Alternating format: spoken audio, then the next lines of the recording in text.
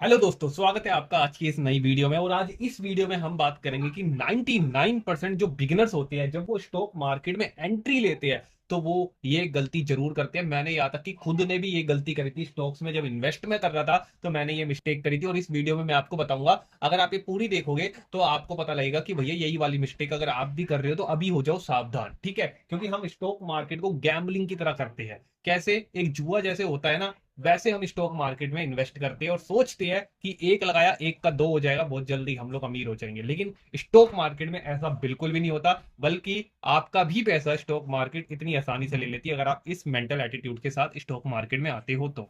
ये समझते हैं हम लोग स्टॉक मार्केट में गैम्बलिंग कैसे करते हैं। जब हम लोग किसी भी कंपनी में इन्वेस्ट करने की सोचते हैं तो हम लोग कैसे स्टॉक चुनते हैं। मान लो एक्स वाई जेड एक कंपनी है, ठीक है? अब एक कंपनी का स्टॉक का प्राइस है 5 रुपए।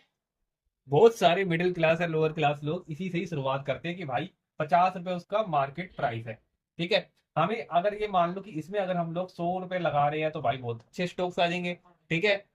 20 स्टॉक्स आ जाएंगे। अगर हम 200 रुपए लगा रहे तो 40 आ जाएंगे। 1000 रुपए में तो इतने सारे हमारे स्टॉक्स आ जाएंगे। हम लोग ऐसी ऐसी कंपनियां ढूंढते हैं जिनके स्टॉक्स का प्राइस 5 रुपए हो, 10 रुपए हो, 15 रुपए हो, 2 रुपए हो, जिसको आप लोग कह सकते हो पैनी स्टॉक्स। इनको बोला जाता है दोस्तों पैनी स्टॉक्स। लेकिन जब आप इनके फंडामेंटल्स चेक करते हो एक्स वाई जेड कंपनियों के, तब आपको पता लगता है भाई ये स्टॉक पैनी स्टॉक क्यों है।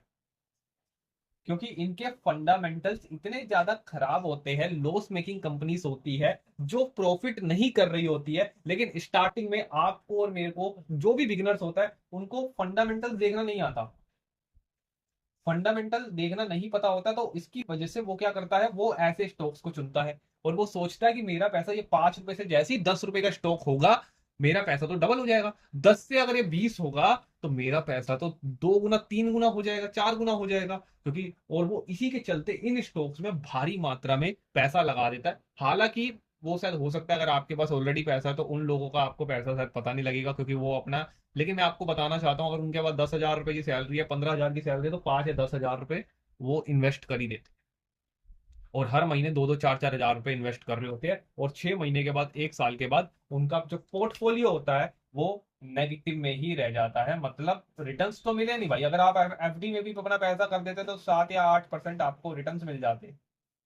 लेकिन आपने स्टॉक्स में डाला तो आपके पैसा माइनस में गया, माइनस आपका पोर्टफोलियो गया। तो आपको ऐसा नहीं करना है, गलती नहीं करनी कभी भी कि आपको 5 या 10 रुपए की कंपनियों में इन्वेस्ट कर देना है। इनको बोला जाता है पेनी स्टॉक्स और ये इसी को ही बोला जाता है गैम्बलिंग। कि आपको पता नहीं है, तो आपको जब पता नहीं है तो आप क्या कर रहे हो, गैम्बलिंग कर रहे हो, ठीक है? अब अगर आपको स्टॉक्स में इन्वेस्ट करना है तो सबसे पहले मैं आपको एक सलाह दूंगा। आप स्टार्टिंग में इन्वेस्ट स्टॉक्स में ना करें, आप ईटीएफ में करें। ईटीएफ में या म्यूचुअल फंड में करें। यहाँ पर आपका पैसा सेफ हो रहता है और हर साल आपको रिटर्न्स मिलते हैं और आपका पोर्टफोलियो पॉजिटिव बनता है।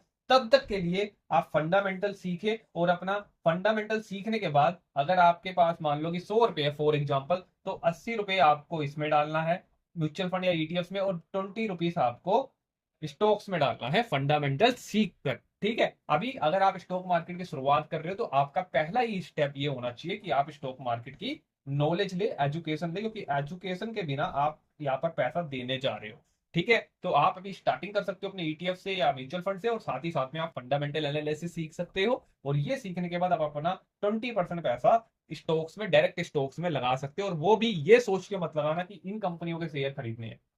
भाई अगर कोई अच्छी कंपनी है और उसका शेयर 1 हजार का भी मिल रहा है ना, चाहे आपके पास 1,000 रुपए ही आपके पास जेब में है, तो वो एक शेयर दे दो।